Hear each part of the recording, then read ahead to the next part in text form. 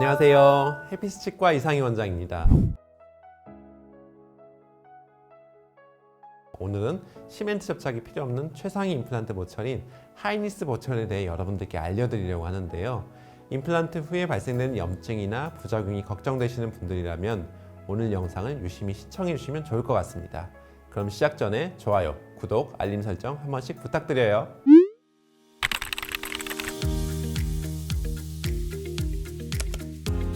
일반적인 임플란트의 구조를 건물로 비교하자면 1층이 픽스처라고 하는 인공 치근이 있고 2층이 지대주라고 하는 어버트먼트, 3층이 크라운이라고 하는 보철물로 구성이 되어 있습니다. 간단히 설명을 좀 드리자면 픽스처는 나무의 뿌리처럼 치조골에 박혀서 임플란트 전체를 유지하는 역할을 합니다. 어버트먼트는 내부의 작은 스크류를 통해서 픽스처와 연결이 되어서 치아를 지탱하는 구조를 가지고 있습니다. 그리고 크라운은 음식을 직접적으로 씹는 치아의 머리에 해당하는데 대부분의 치과에서는 어버트먼트와 크라운을 연결하기 위해 치과용 시멘트를 사용하게 됩니다. 임플란트 보철은 일반 치과에서 만들어지는 보철물보다 훨씬 정밀한 보철이 진행이 되어야 하는데요. 임플란트 보철은 제작 과정에서 오차가 발생되기 쉽기 때문입니다.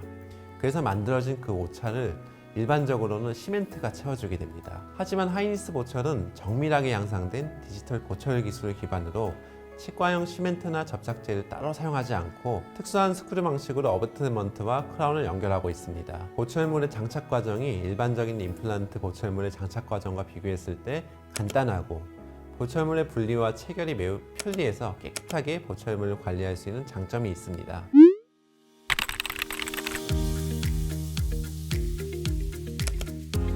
우리가 자연 치아에서도 잇몸 질환이 생길 수 있는 것처럼 임플란트의 주변에도 잇몸 질환이 생길 수 있습니다. 임플란트의 주변을 감싸고 있는 치주 섬유는 자연 치아에 비해서 적기 때문에 세균이 한번 들어가게 되면 빠르게 치주 질환이 진행이 되게 됩니다. 자연 치아는 신경 조직이 있기 때문에 시린 증상이라도 느낄 수 있지만 임플란트는 감각을 느낄 수 있는 조직이 없기 때문에 상당히 많이 치주골이 녹고 나서야 환자분들이 붓는 감각을 느낄 수가 있습니다. 잇몸 질환이 생기는 큰 이유 중에 하나가 보철물 접착 과정에서 사용되는 시멘트가 남는 문제입니다. 임플란트의 크라운을 어버트먼트에 접착을 하게 되면 넘치는 시멘트가 흘러서 어버트먼트의 하방 공간에 잔여 시멘트가 남게 됩니다. 임플란트 주변에 시멘트가 남아있게 되면 그 주변으로 세균들이 달라붙게 되고 그로 인해서 잇몸이 부으면서 치조골이 녹는 현상이 나타나게 됩니다. 잔여 시멘트를 완전히 제거하기 위해서는 접착 후에 보철물을 완전히 분리하여서 청소 후에 다시 넣어야 하지만 임플란트의 타입에 따라서 잔여 시멘트를 제거하기 어려운 경우가 분명히 존재합니다. 하지만 하이니스 보철을 사용하면 시멘트의 사용이 필요 없어서 이러한 시멘트로 인한 부작용에 걱정해서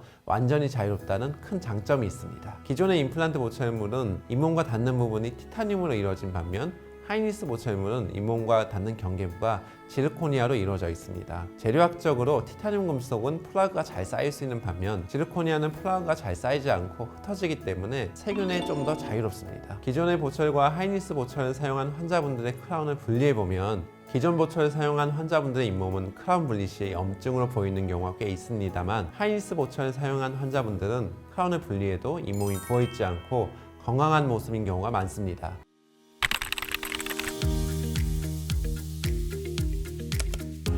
일반적으로 임플란트 수술 후에 보철물을 넣기 위해서는 중간 지대주를 이용을 해야 되는데요. 보통 치과에서 당일 보철물을 넣기 위해서는 임시로 만들어진 실린더나 미리 만들어진 기성 어버트먼트를 이용합니다. 기성 어버트먼트에서 정확하게 임시 보철물을 만드는 것은 기술적으로 어렵기 때문에 스태프들이 임시 레진을 이용해서 접착을 하게 되는데요. 일종의 찰흙을 빚어서 만드는 것과 비슷하게 붙이는 것이기 때문에 정교하지 않고 잔여 시멘트나 찌꺼기가 남기 쉬운 구조입니다. 하이니스 보철물은 베이스 어버트먼트를 넣은 상부 구조를 정확히 스캔을 해서 디자인 작업을 실시한 후에 3차원 프린터로 프린팅을 해서 스크류 방식으로 접착을 하기 때문에 기존에는 최종 보철물에도 적용하기 어려웠던 정밀한 보철물을 수술 당일에 장착을 할 수 있게 되었습니다.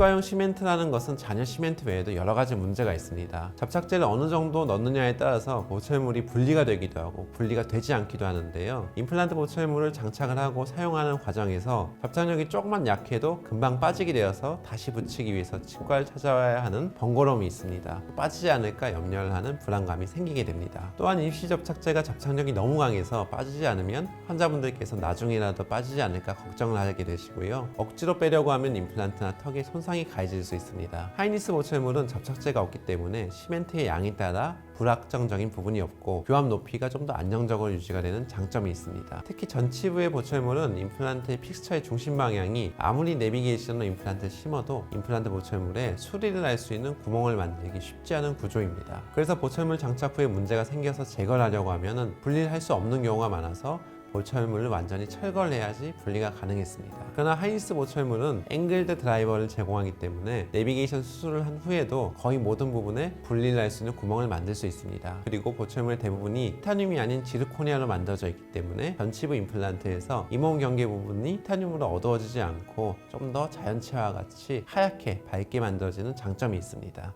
하이니스 보철물은 기존의 보철물에 비해 굉장히 장점이 많은 최상위 보철물이지만 이를 뒷받침하기 위해서는 먼저 임플란트가 제대로 된 위치에 정확하게 심어져야 합니다. 스크류 형태의 보철물은 정확하게 심어져야 그 장점을 온전히 사용할 수 있어서 정확하게 임플란트를 심을 수 있는 기술이 없으면 오히려 하이니스 기술이 여러 가지 문제를 초래할 수 있습니다. 오늘 준비한 영상은 여기까지입니다. 오늘 영상이 도움이 되셨다면 좋아요, 구독, 알림 설정 한 번씩 부탁드리고 저는 다음에 더 좋은 영상으로 찾아오도록 하겠습니다. 이상 해피치과의 이상희 대표원장이었습니다. 감사합니다.